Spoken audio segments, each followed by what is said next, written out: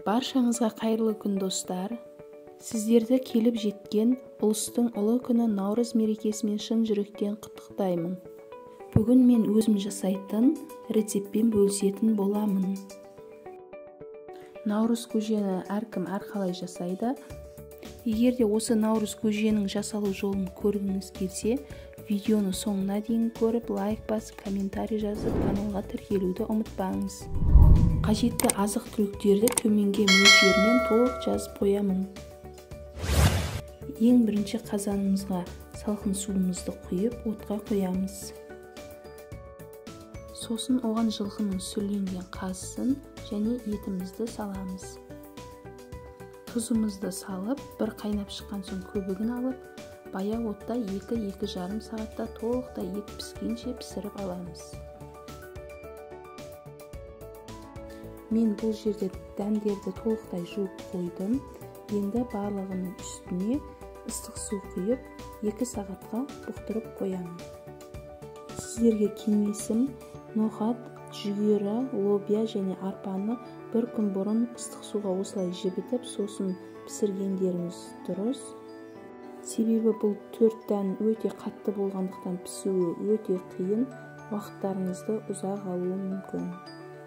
Ал гречкамыз өте тез дайын болатындықтан, оның мөлшерінен асырып кішкене қайнаған су құйып, осылай банканың қақпағын жауып, жарты 1 сағатқа қойсақ, гречкамыз дайын болып шығады. Және чечевицамыз да бұл жерде тез піседі. Оны да жарты сағатта қайнатсаңыздар пісіп шығады. Ал машымызды осылай ыстық суға жібітіп, сосын 1-1,5 сағат қайнатып аламыз. 2,5 сағат уақытымыз өтті. Етіміз толықтай пісіп сүзіп алдым және сорпасын мөлдір болғанша 2 рет сүздім. Осы ыстық сорпамызға пісіп дайын болған дәнді дақылдарды шетінен саламыз.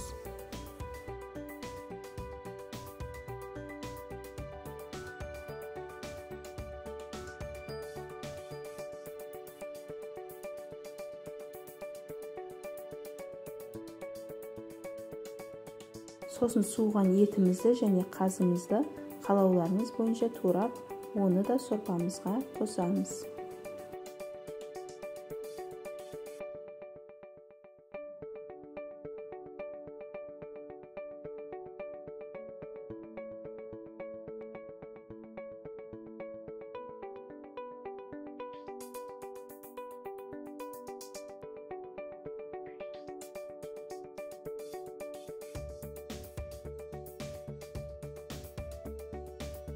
Ең соңында менде арпа, лобия және ноқат пісті.